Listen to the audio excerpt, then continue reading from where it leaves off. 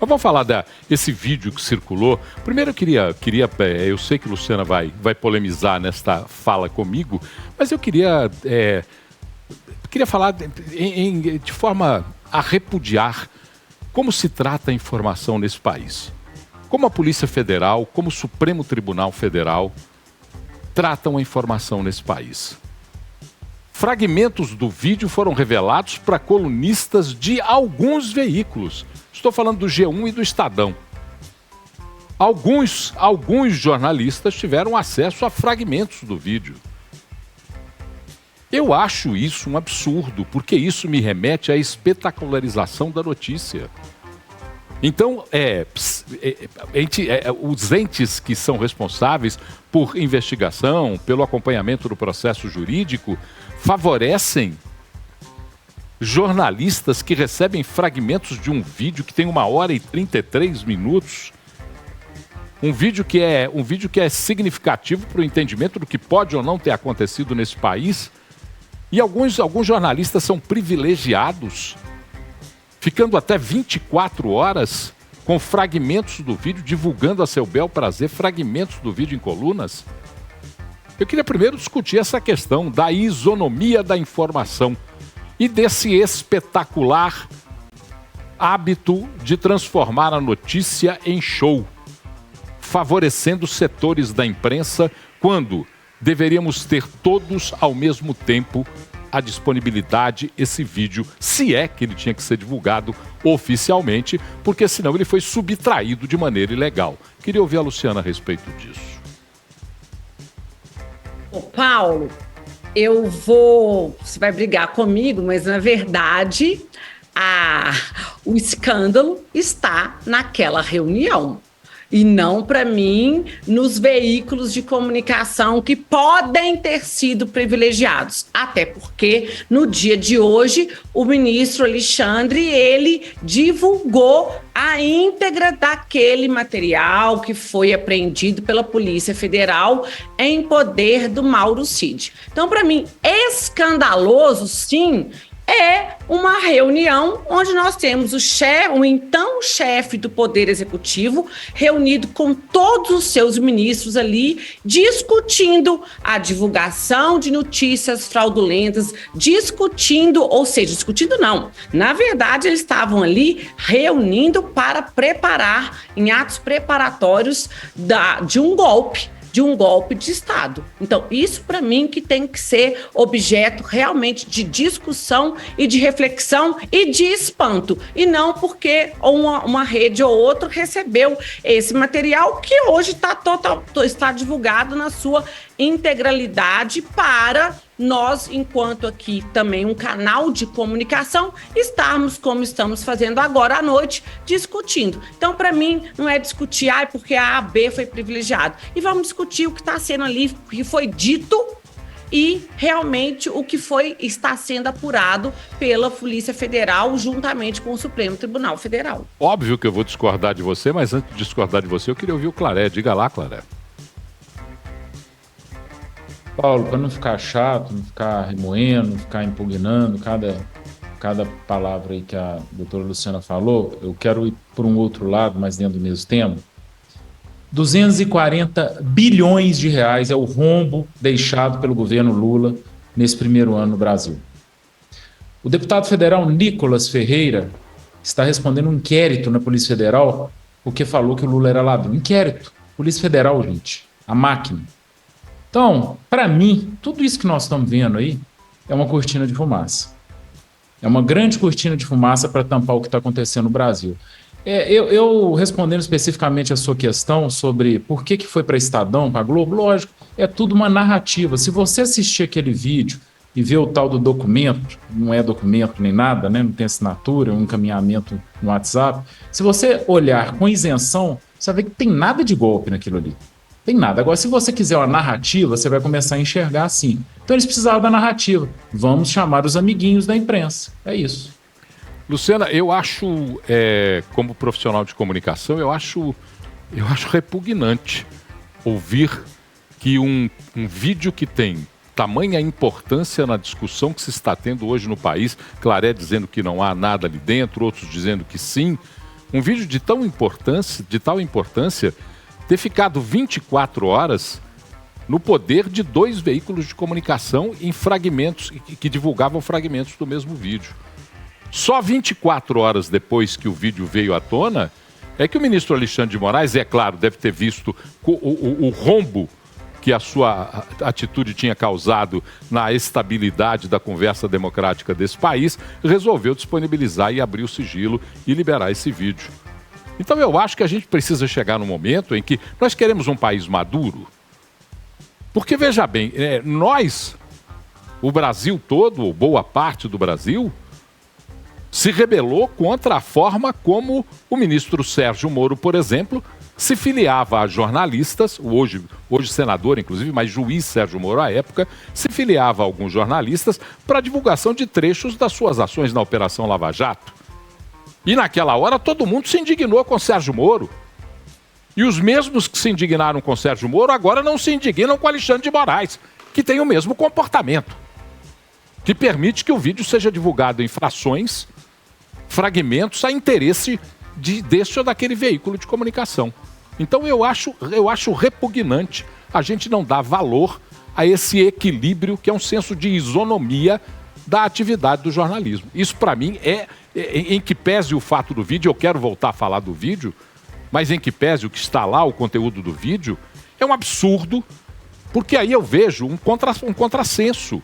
Porque as pessoas que criticaram Moro agora não criticam Alexandre de Moraes, que é o responsável pelo mesmo ato e pela mesma ação. Os que diziam que o Ministério Público do Paraná e a Polícia Federal trabalhavam a mando de Moro, não dizem a mesma coisa hoje de Alexandre de Moraes? Eu não estou entendendo isso não, Luciano, me desculpe, mas eu não consigo entender de forma tão tranquila esse tipo de coisa.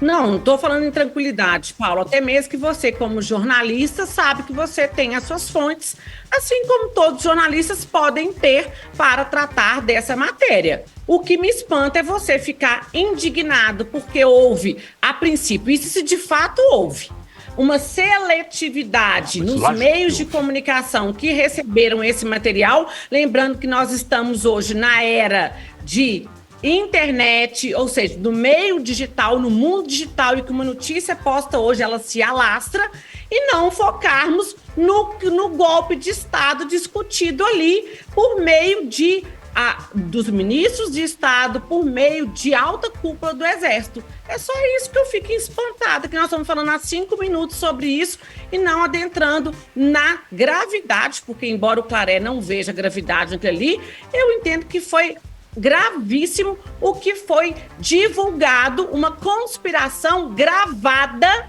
e que só veio à tona porque houve uma operação da Polícia Federal que, porventura, pegou esse material na casa do braço direito do ex-presidente. Luciano, eu fico pensando assim, se lá tinha uma conspiração, ela teria garçom, fotógrafo, gravação?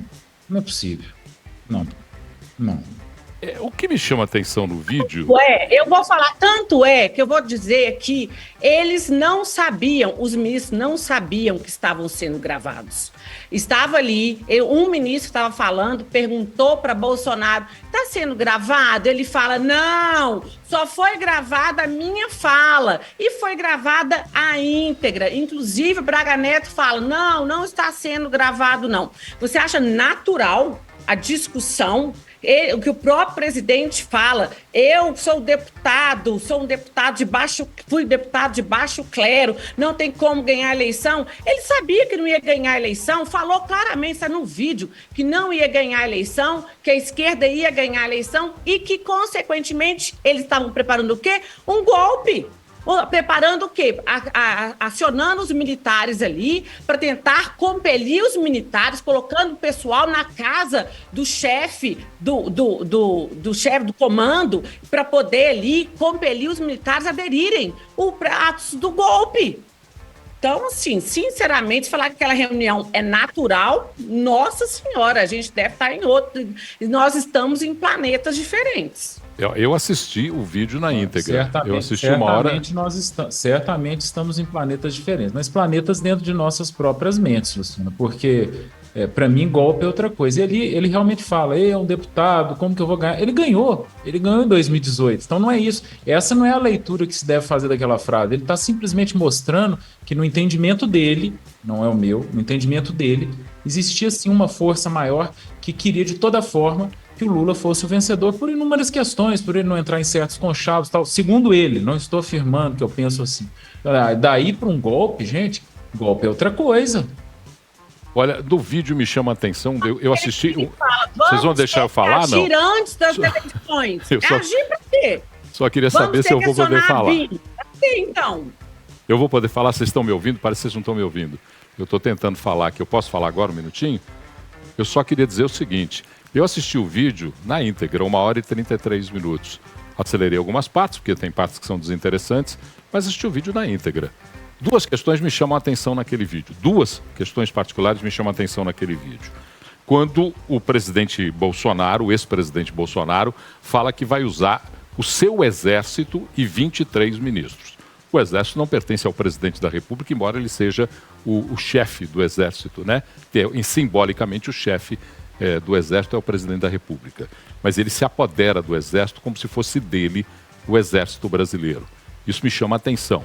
Me chama a atenção uma fala do general Augusto Heleno, dizendo que infiltraria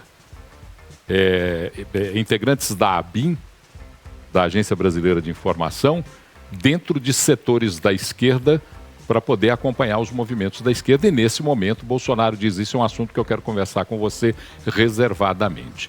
Esses dois pontos me chamam muito a atenção nesse vídeo.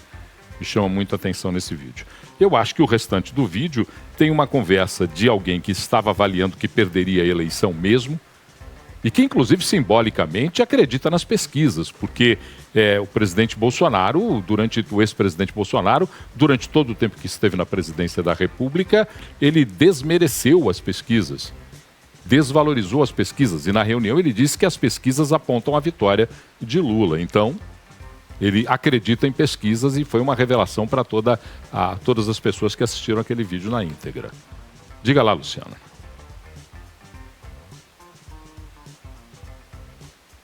Sobre qual ponto, Paulo, que você quer que eu fale? Não, você que eu estava falando, eu quis falar. Eu já acabei de expor, foi um absurdo. Aquela reunião é um escárnio à população, sabe? Para mim, aquilo ali é um escândalo. É um escândalo, o ato preparatório, sim.